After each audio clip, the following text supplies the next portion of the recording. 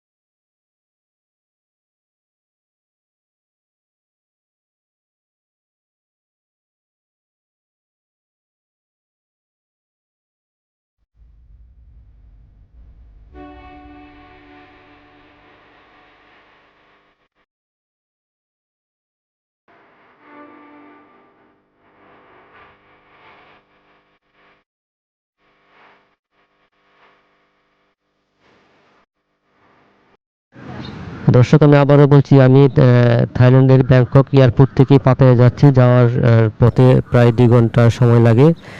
দূরত্ব হচ্ছে 180 কিলোমিটার, আর ভাড়া পড়ছে 143 বাত, সেটা বাংলা হিসাব করলে 400 টাকার উপরে পড়ে অবশ্যই। তো যারা পাতায়া যেতে চান আমি মনে করি ব্যাংকক এয়ারপোর্ট থেকে একদম সরাসরি চলে যাবেন 2 ঘন্টার ভিতরে।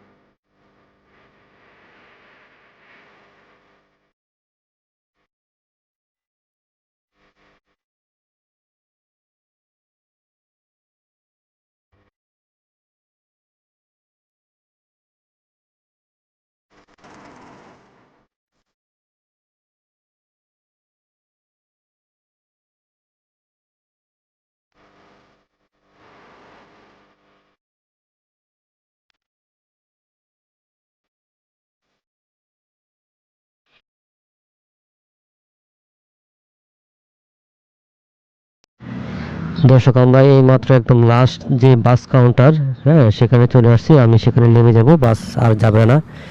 আমি আপনাদেরকে এখানে কাউন্টারটা দেখাবো। সে যদি যারা আবার এখান থেকে এয়ারপোর্ট যেতে চান তারা যাতে সুন্দরভাবে এখান থেকে যেতে পারেন। আর এই যে আমাদের লাগেজগুলো এখান থেকে নিব বর্তমানে। আর আর একটা কথা বলছি, যারা এখন আপনারা কোথায় যাবেন, যদি জমতেন বিচ যান তাহলে এখান থেকে বেশি না 5 মিনিট হাঁটলে জমতেন বিচ পেয়ে যাবেন। আর যদি ওয়াকিং স্ট্রিট যেতে চান তাহলে রাস্তাটা পার হয়ে ডান দিকে যে রাস্তাটা গেছে সেই রুট ধরে আপনারা যে কোনো অটো শেয়ারিং যে অটোগুলো আছে সেগুলোতে উঠে যাবেন।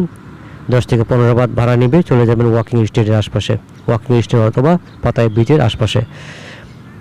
আর যারা এই যে বললাম জমতিন বিচ যাবেন, জমতিন বিচ হেঁটে যাবেন, 5-7 মিনিটে হেঁটে চলে যেতে পারবেন রাস্তার বাম পাশে দিয়ে। দর্শক আপনাদেরকে আমি এই যে কাউন্টারটা একটু দেখাবো সামনে, যে এখানে দেখতে পাচ্ছেন যে এখানে এই বাসগুলো, এখানে আরও অনেকগুলো বাস আছে। বাসগুলো মূলত 20 মিনিট পর পর ছাড়া হয়। পাতায়া থেকে ব্যাংকক গিয়ে যে বাসগুলো যায় সেগুলো 20 মিনিট পর পর যায়। এবং ব্যাংকক থেকে যে পাতায়াতে যে বাসগুলো আসে সেগুলো 20 মিনিট পর পর আসে। কিন্তু আমরা যখন টিকিট কাটতে যাব, টিকিটগুলো অলরেডি 40-50 মিনিট আগে টিকিট শেষ হয়ে যায়। তো টিকিট করার পরে 50 মিনিটের মতো বা 40 মিনিটের মতো ওয়েট করতে হবে। তো দর্শক, ভিডিওটা যদি ভালো লাগে, আপনাদের যদি কাজে আসে, আমার চ্যানেলটা সাবস্ক্রাইব করে দিন। আমি আরও নতুন নতুন ভিডিও নিয়ে আসবো। আর আপনারা যে এই বাস স্ট্যান্ড আছে সেটা একটু দেখেন। এই যে ওইটা আমার যে পিছনে ওইদিকে হচ্ছে গিয়ে বাস কাউন্টার। আমি আপনাদেরকে একটু সামনে নিয়ে দেখাচ্ছি। এখানে যে বাসগুলো থাকে আর এখানে যে লোকজন বসে আছে ওনারা যাত্রী, ওনারা হয়তো বাবা এয়ারপোর্টে যাবে, এখানে মানে টাইম পাস করছে। আর এই যে সুবর্ণভূমি এয়ারপোর্ট লেখা আছে দেখেন, এই রুমটার ভিতরে যাবেন, গেলে টিকিট কাউন্টার পেয়ে যাবেন, সেখান থেকে টিকিট নেবেন, টিকিট নিয়ে একটু ওয়েট করবেন, তারপরে চলে যাবেন। তো দর্শক, সবাই ভালো থাকবেন। ভিডিওটা ভালো লাগে সাবস্ক্রাইব করে দিন। এই যে এই অটো শেয়ারগুলো দিয়ে আপনারা চলে যাবেন পাতায়া বিচ। ধন্যবাদ সবাইকে।